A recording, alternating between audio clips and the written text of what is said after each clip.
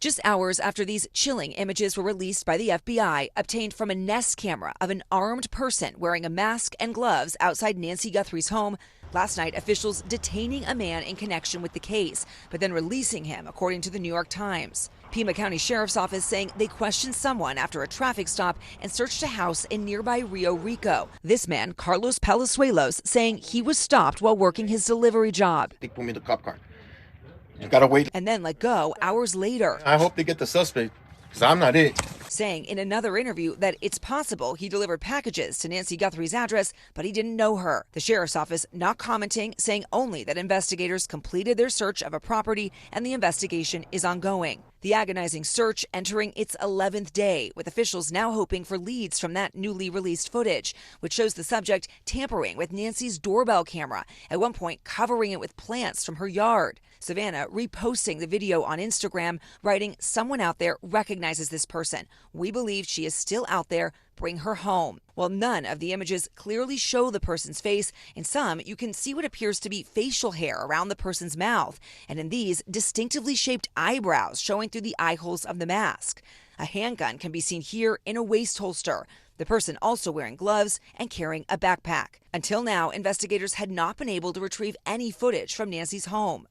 Between the data getting to the server and the camera, there's stops in between, and there's going to be pieces of that data possibly that could be recovered. FBI Director Kash Patel saying last night the agency had to work with private companies to get the footage. We were able to execute lawful searches and go to these private sector companies and expedite results, and then go into their systems and actually excavate material that people would think would normally be deleted and no one would look for. Patel also saying authorities were looking at persons of interest in the Tucson area.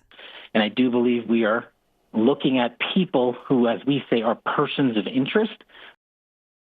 I was the one that was pulled over at the traffic stop. In rapid developments this morning, we're hearing from a man who says he was the one detained for questioning in the Nancy Guthrie investigation, and that he lives at the southern Arizona property state and federal authorities searched overnight. They would only say after the search that the investigation is ongoing. The man says he delivers packages in the Tucson area, but had nothing to do with Guthrie's disappearance. All I know is that they show my in-law a picture of somebody wearing a mask or something, and they supposedly, it looked like my eyes. The Pima County Sheriff's Office earlier said they detained someone for questioning in the case in a Tuesday traffic stop south of Tucson, but would not comment on whether or not that person was released. It all comes after the FBI made public this disturbing video of a masked person wearing gloves and carrying a gun and a backpack outside Nancy Guthrie's home the night she went missing more than 10 days ago. The FBI director who visited the Tucson Command Center yesterday and shared this photo confirmed investigators are looking at persons of interest, but no one in law enforcement has said whether the person brought in for questioning is the same one in this doorbell camera video that the FBI had been working with private sector companies to recover. And then go into their systems and actually excavate material that people would think would normally be deleted and no one would look for. The images reveal what appears to be facial hair around the person's mouth and what looks like distinctive eyebrows through the mask's eye holes. You can also see the person's clothing and body movements as they tampered with and covered up the camera. Today Show anchor Savannah Guthrie shared the video from her mother's doorbell camera, writing, "Someone out there recognizes this person. We believe she is still out there. Bring her home." As for how that video was recovered, a retired FBI agent told NBC News that even though Nancy Guthrie apparently didn't have a subscription to store the video, there are stops between the data going from the camera to the server where pieces of data can be left behind and potentially recovered. And it appears that's what happened here. In Washington, Alice Barr, NBC News.